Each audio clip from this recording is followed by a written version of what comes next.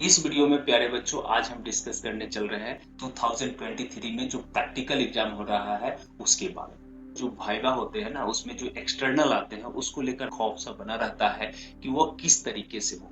प्यारे बच्चों एक बात बता दे, अगर आप इस वीडियो में अंत तक बने रहते हैं तो आपको भी इस तरह का डर से सामना करने की आदत सी बन जाएगी, मतलब डर लगेगा ही नहीं। तो बच्चों इसमें होता क्या है, इसको हम एकदम जीरो से लेकर और हीरो तक की बातें करें। एक्सटर्नल में भी एक टीचर आते हैं, सबसे पहले इसको जान। ये जो एक्सटर्नल होते हैं इसमें भी एक टीचर ही आते हैं जो आपसे वाइवा का प्रश्न पूछते हैं और आपको वाइवा में आंसर देना होता है।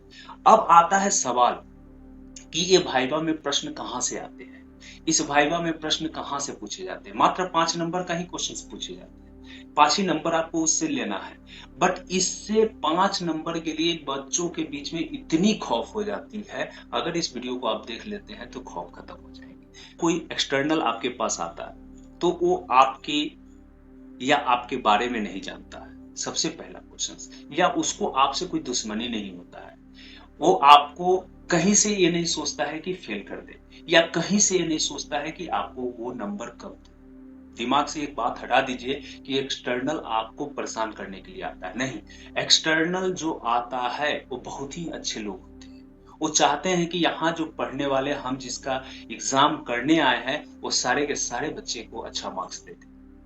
अब रहा सवाल कि आप जो प्रैक्टिकल का कॉपी बनाते हैं उस प्रैक्टिकल के कॉपी में आप खुद ही गलती कर लेते हैं, जिसके कारण एक्सटर्नल मजबूर हो जाते हैं आपको नंबर कम देने से। कैसे करेंगे उस कॉपी को? तो हमने चैनल पे बहुत सारा रिसर्च किया, बहुत सारा जगहों पे देखा, तो मुझे पता चला कि लोग ऐसे ही कुछ से कुछ बताए रहे हैं, जिनको खुद आइडिया नहीं है वो भी एक्सप्लेन किए जा रहे हैं। प्यारे बच्चों ऐसे कुछ नहीं होते हैं।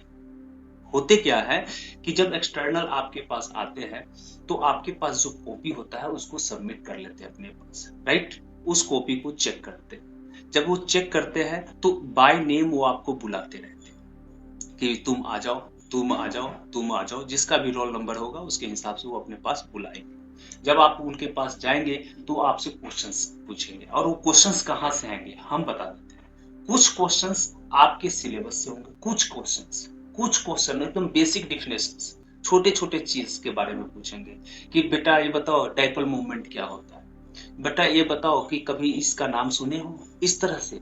कभी तुम इस प्रिंसिपल के बारे में सुने हो, किरचॉफ्स करंट लॉ के बारे में सुने हो, किरचॉफ्स वोल्टेज लॉ के बारे में सुने हो, कैसे इसको एक्सप्लेन करोगे। मतलब वो जानना चाहते हैं इस टॉपिक को आप कितना हद तक जान रहे हैं। नेक्स्ट, दूसरी जो उनकी क्वेश्चंस बनती है वो क्वेश्चंस बनते हैं उस प्रैक्टिकल के कॉपी से। जो कॉपी पे आप लिखते हैं उसको ढंग से एक बार पढ़ लीजिए, कुछ करना नहीं है, याद नहीं करना है, उसको एक बार ढंग से सिर्फ पढ़ लीजिए। उसमें आप जैसे कोई मेजरमेंट का डाटा लेते हैं उससे रिलेटेड वो क्वेश्चंस करते हैं। बेटा ये जो डाटा लिए हो ये डाटा का कैसे मेजरमेंट निकालते हैं, एक कैलकुलेशन जो किए हो एक कैसे निकालता है, एक करके दिखा दो। इस टाइप से वो क्वेश्चन बेसिक बेसिक क्वेश्चन पूछते हैं। नेक्स्ट है, जब अगर आपको जानकारी नहीं होगा तो आपसे पूछेंगे कि आपको कौन सा टॉपिक सबसे ज्यादा पसंद है, कौन सा चैप्टर आपका सबसे अच्छा है, वो भी आपसे पूछेंगे। अगर आप बोल दें कि सर मुझसे इसी चैप्टर से क्वेश्चन किया जाए तो एक्सटर्नल उससे ही रिलेटेड कुछ क्वेश्चन आपसे पूछेंगे और आपको छोड़ देंगे। उसके बाद आपसे आप जो प्रैक्टिकल बनाए होते हैं, जितने भी ऑब्जर्वेशंस लिखे होते हैं या जो भी प्रैक्टिकल आप किए होते हैं उसके बारे में आपसे पूछते हैं कि क्या इसका इंस्ट्रूमेंट आपको अगर दिया जाए तो आप कर लेंगे। जैसे मान लो एक एग्जांपल के लिए कॉनकेव लेंस या कॉन्वेक्स लेंस से रिलेटेड कोई काम किया है तो क्या करेंगे कि दो लेंस को ला के रख देंगे आपके सामने, बोलेंगे कि बेटा इसमें बताना कौन सा कॉनकेव है कौन सा कॉन्वेक्स लेंस है, इसमें कैसे रे का फॉर्मेशन होता है। तो इसी टाइप से क्वेश्चंस वो आपसे करते रहते हैं। तो कोई ज्यादा बहुत टफ नहीं है, कोई क्वेश्चंस पढ़ने की जरूरत नहीं है, कोई कुछ भाई बात तैयारी करने की जरूरत नहीं है।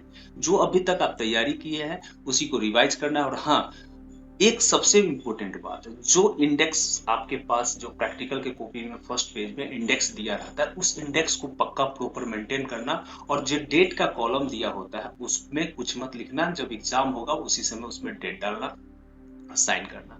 प्रॉपर मेंटेनेंस होना चाहिए। फर्स्ट सेकंड और थर्ड पेज जो होता है फ्रंट का उसको प्रॉपर बढ़िया से लिखना, ताकि एक्सटर्नल को देखते वो कॉपी काफी अट्रैक्टिव लगे। और प्यारे बच्चों ये कुछ है ही नहीं, इसमें डरने की बात ही नहीं है, राइट।